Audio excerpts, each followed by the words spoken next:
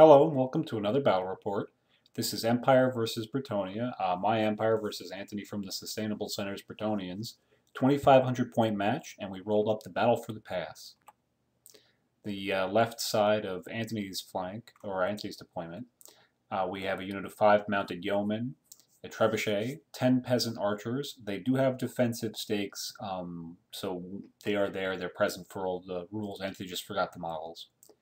A block of 12 realm knights, a block of 50 men-at-arms in bus formation. He's got another block of realm knights. This is his character bus. In the front rank, he's got the BSB on the left, who has a 1-up rerollable armor save. In the center, he's got his Bretonnian Lord, who has heroic killing blow and +3 attacks for a total of 7 attacks. And then on the right-hand side, he has a Paladin who has the Sword of Might and a 1-up rerollable armor save. Next to that is a unit of 40 men-at-arms. Pay no attention to those dodgy-looking knight goblins in the back. Those are peasants, sure, absolutely. And then we have errant knights on the right-hand side with the errantry banner, another trebuchet, and 10 more peasant archers with stakes in front of them. Now, one important note is that we realized reading the FAQ for Bretonnia that peasant bowmen, their defensive stakes count as both a wall and an obstacle. So charging them, it's pretty much the same, where you're going to take a -1 to hit them in close combat. But a cannonball that's trying to shoot at, like a cannon that shoots at the trebuchet, if the cannonball passes through the obstacle, it destroys the stakes, but the cannonball stops there. So that's an extra layer of protection from, from shooting. And I don't take a significant number of cannons in my army, but for example, if Anthony ever plays against Mike with 2 iron blasters, that's a pretty significant little piece of bubble wrap surrounding your war machines. So just an interesting note about the way Anthony's deploying with those archers in the back. On my left flank, we have 3 demigryph knights with a musician, 38 greatswords with 3 characters. We have my general, the Archlector, who has a 4-up armor save and a 4-up ward save. My BSB, who has a 3-up armor save, 4-up ward save, and the Iron Curse icon. And then a Witch Hunter with a brace of pistols. Behind that is the Celestial Hurricanum. I have 29 greatswords with level 4. This time I decided to try out the Lore of Metal. It's really the obvious choice against Bretonnia, but I kind of felt a little a little guilty about running a lore that's not very all around. I consider it to be like, if you're going up against Warriors of Chaos Bretonnia or a Cavalry Empire army, this is a very well-tailored lore. But anyway, I figured I'd give it a try. He also has a Dispel Scroll. 10 Skirmishing Archers, a unit of 11 Inner Circle Knights, accompanied by a Warrior Priest who has a 1-up armor save and is stubborn with the Crown of Command, 5 Pistoliers with a Musician, and the Steam Tank. Here are the spells I rolled up from the Lore of Metal. We have the Signature, the buff, Gehenna's Golden Hounds, and Final Transmutation are 2 more nukes. And here are the spells that Anthony rolled up from the Lore of Heavens. He's got the Comet, Curse of the Midnight Wind, Ice Shard Blizzard, and Urnon's Thunderbolt. Post-Vanguard moves, I won the roll-off to do the Vanguard move first, so the Pistoliers just advanced straight ahead. In response, the Mounted Yeomen actually moved backwards further away. So the Bretonnian army prays, and we go into Empire turn 1. The Pistoliers can't get close enough to actually do any shooting or harassment, so I hide them behind that tower. Everything else sort of advances in a rough line. Those rocky hill formations we actually rolled up as marshes. A comment on one of Anthony's videos was that we either use too much terrain or we're a little schizophrenic about the terrain that we use. So for this match, we actually rolled a d6 plus a certain number of pieces of terrain and then took turns placing them, which is actually why it's probably as wide open as it is. But I don't have at the house any really good pieces of terrain for marshes, so we treated those 2 rock formations, this one and the one that wasn't relevant to the battle because it's deployed at the back, as marshes, and skirmishers take no penalties, so the archers are in that. Everyone else is going to kind of divert around that to avoid taking dangerous terrain checks. So here's a nice long view post-Empire movement. I attempt to cast Final Transmutation in the magic phase on the character bus, and it is Dispel Scrolled. And then on 2 dice, I cast Enchanted Blades on the Demigryphs and get Irresistible Force, which results in the small template being centered on the wizard. He makes his ward save, but kills 4 swordsmen. No shooting. Everything's either out of range and all that. And actually, with the exception of the boosted version of Final Transmutation, which can be boosted to a 36-inch range, I'm out of range for everything else from the Lore of Metal that I can cast on Anthony's army. So Anthony moves like so. He advances the 2 buses of men-at-arms up and keeps the knights held back in this W or M formation, depending on your opinion on that.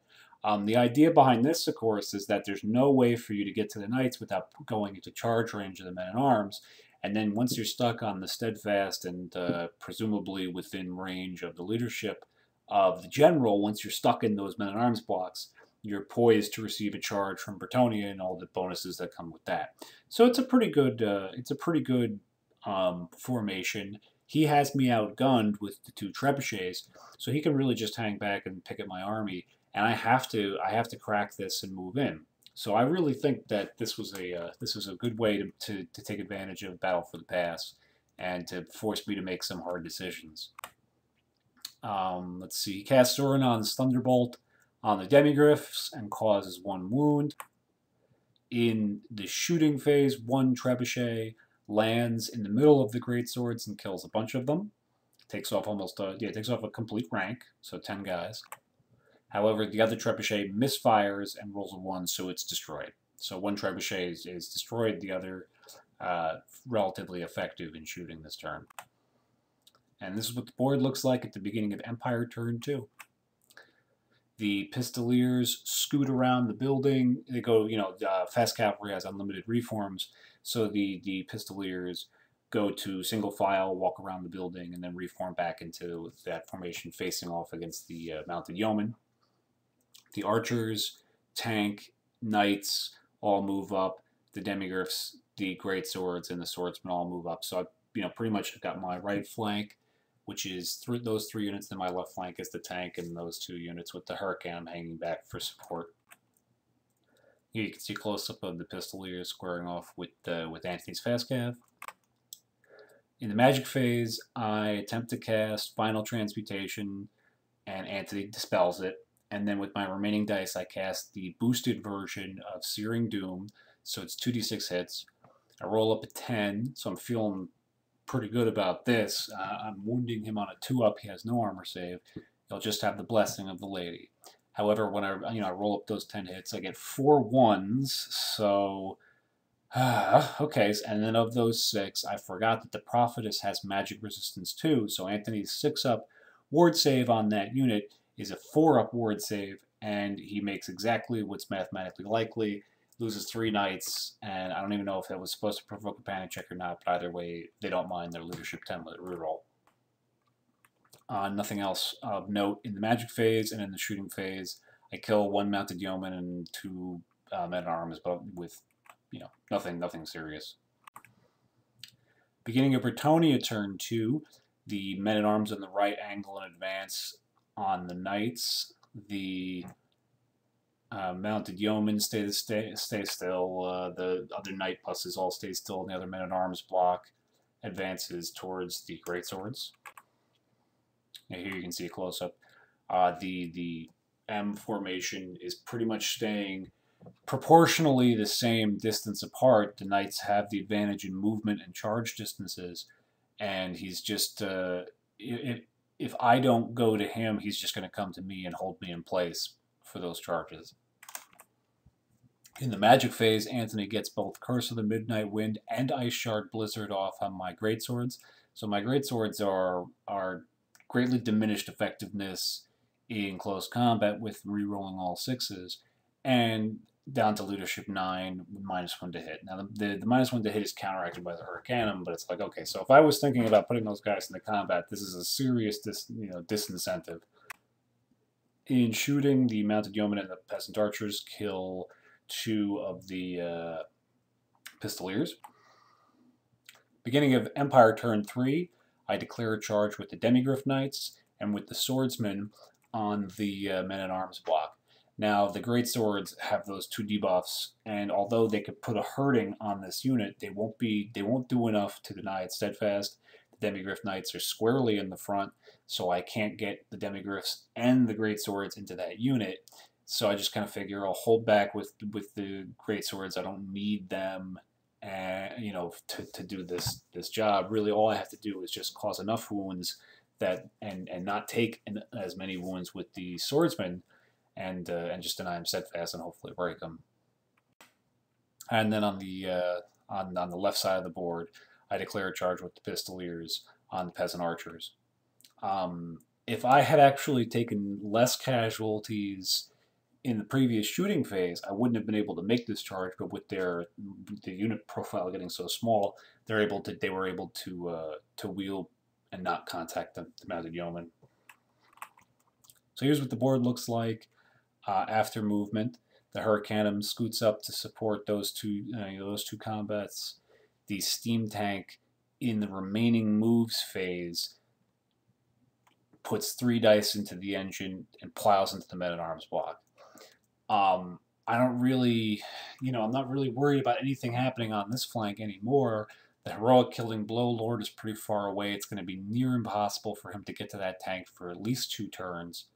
And if he wants to charge the Realm Knight block into those, into that tank, that's really, Anthony's business. I think that's I think I've got that flank pretty much denied right now with the steam tank in the position I have it in.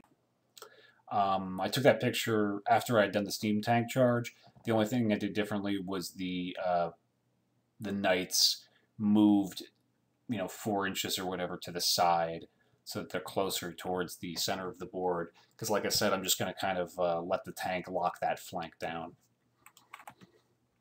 In the magic phase, I get Enchanted Blades of Ibon off on the Swordsman. This means that they were already hitting on 2s, but there's no armor save even from these little dinky strength 3 hits. The archers had packed themselves in that corner. They're not in combat with the men-at-arms.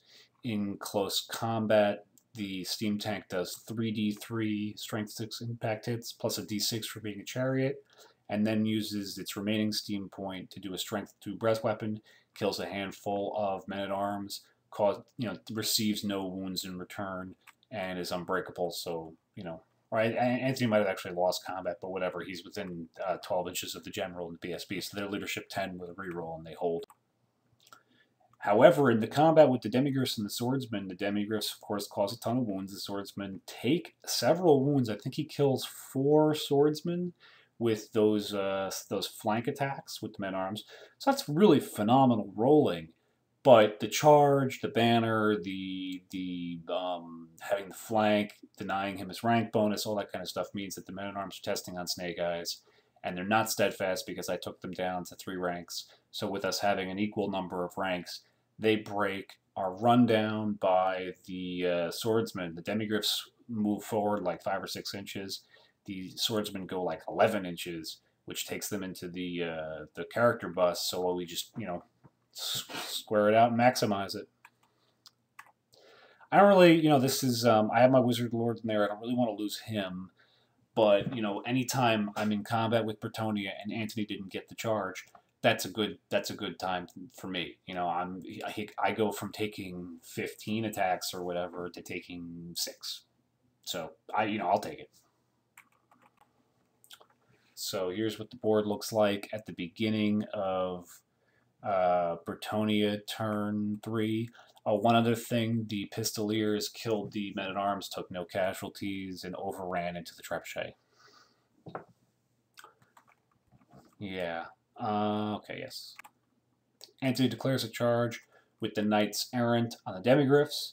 I probably could have fled, but then he would have just redirected into the Greatswords, and honestly, I feel like the Demigryphs have a decent chance of doing some wounds. I don't think he'll kill all of them. Then they'll break, and he'll have to pursue them, or hold and get charged anyway.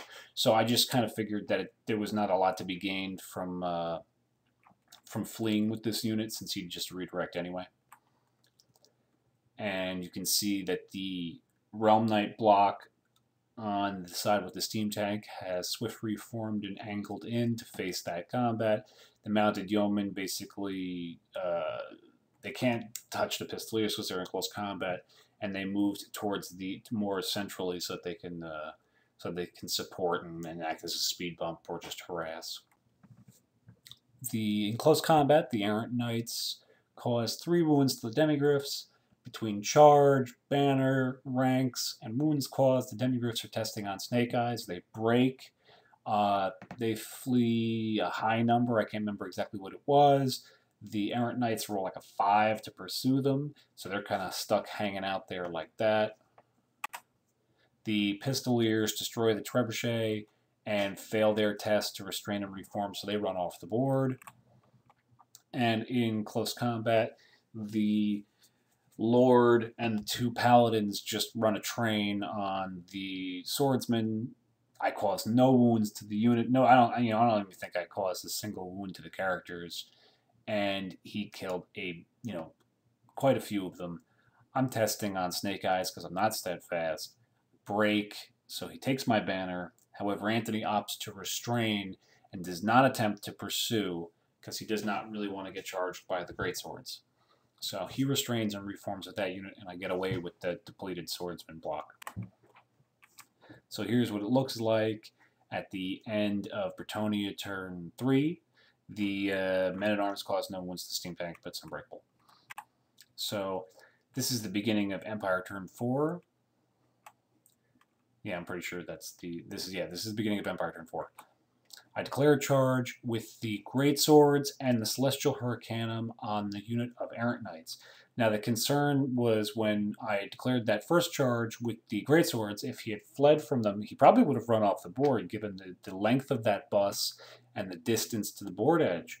And, once he had elected to hold, the Hurricanum was just added. I think I might have actually done the Hurricanum first. I don't remember the order I declared the charges. Either way, I wanted the Hurricanum to be in there, to provide its buff anyway. And this way it's just throwing on some impact hits.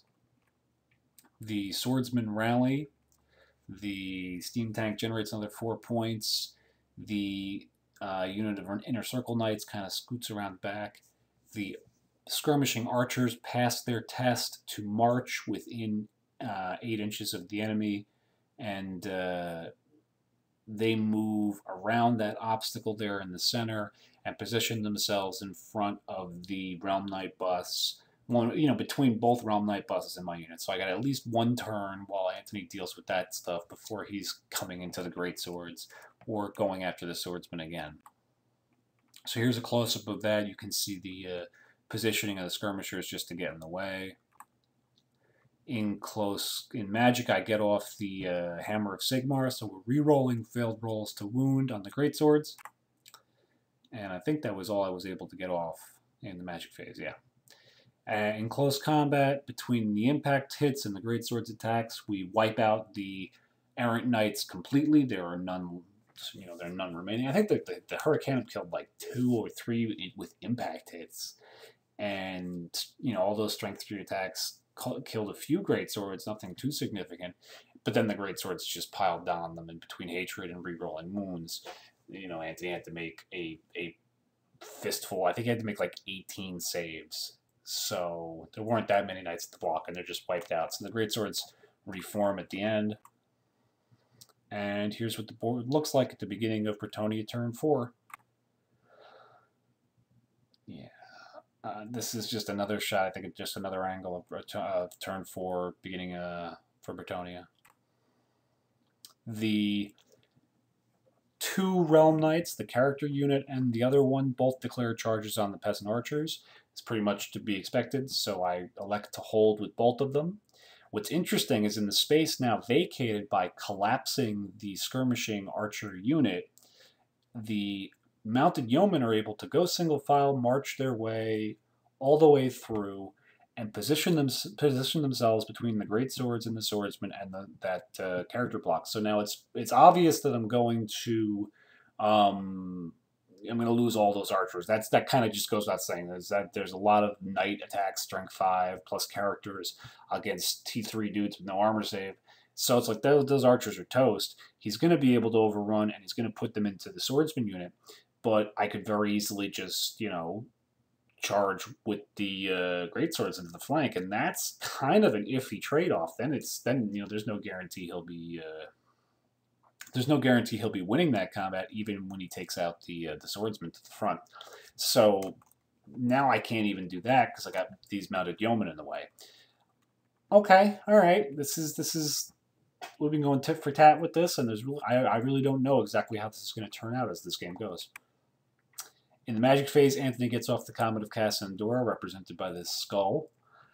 This is packed pretty tightly with my units, and now I have to worry about stuff like I have to get the Hurricanum out of there because the Comet could very easily kill the Hurricanum. Yep, here's a shot. The Comet of Cassandora located between all of those various units.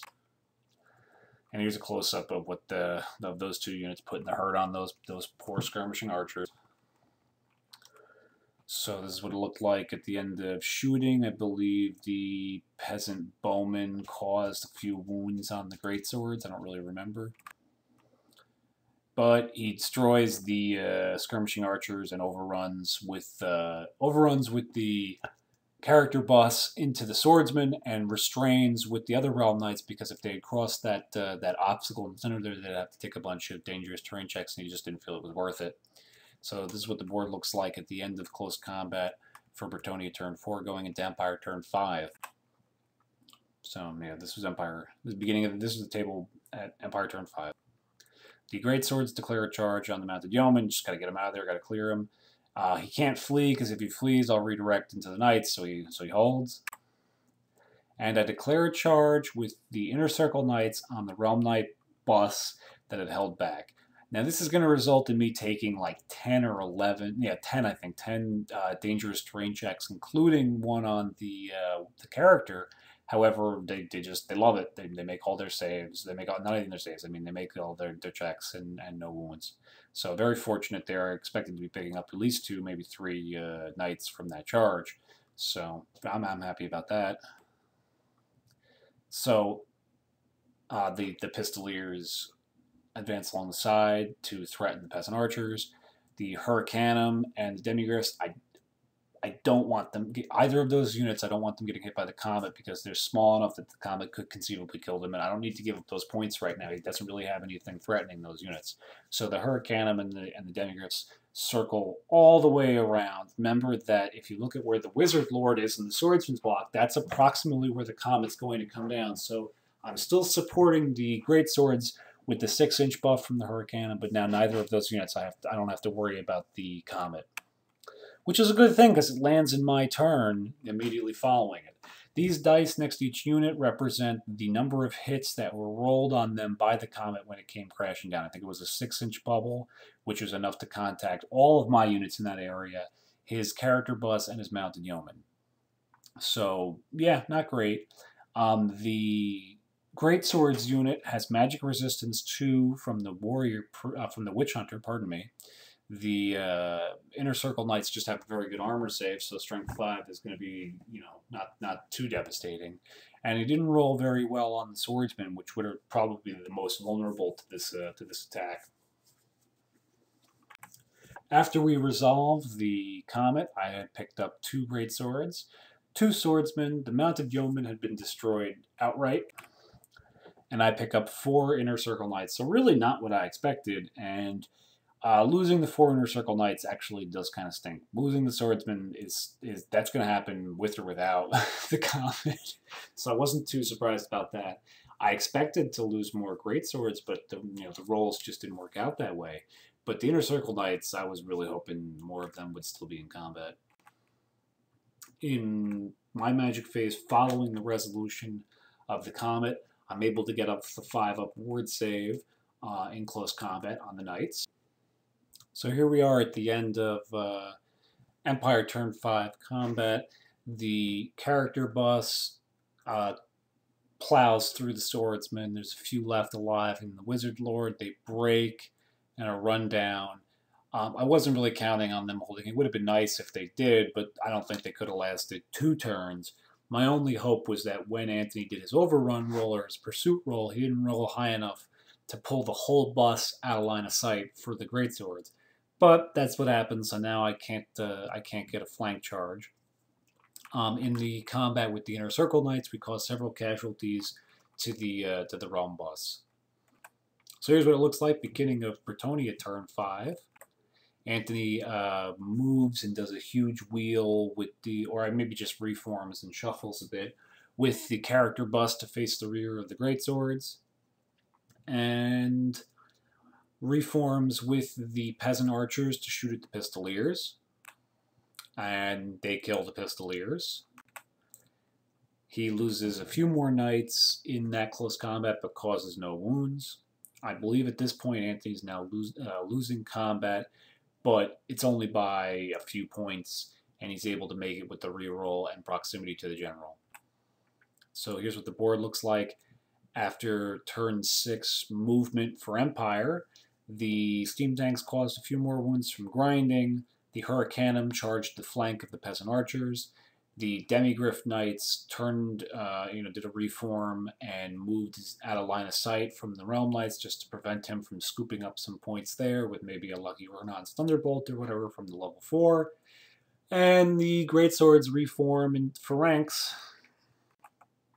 Yep, here's the Hurricanum's charge. In my magic phase, I don't have, I don't have a wizard anymore. So I'm throwing like 3 or 4 dice at all the various buffs, and I'm able to get re-rolling failed wounds and the 5-up ward save on the Inner Circle Knights. And then on the Greatswords unit, I'm able to get the 5-up ward save. So here's what the board looks like at the end of Empire turn 6, or pardon me, going into close combat Empire turn 6. Cause a few more wounds to the Realm Knights. They are not steadfast, but once again they're testing on like Leadership 7 or whatever it is, or Leadership 8, and they hold. The Hurricanum destroys the Peasant Archers and runs them down. And beginning of Bretonnia turn 6, Anthony declares a charge with the character boss on the Greatswords.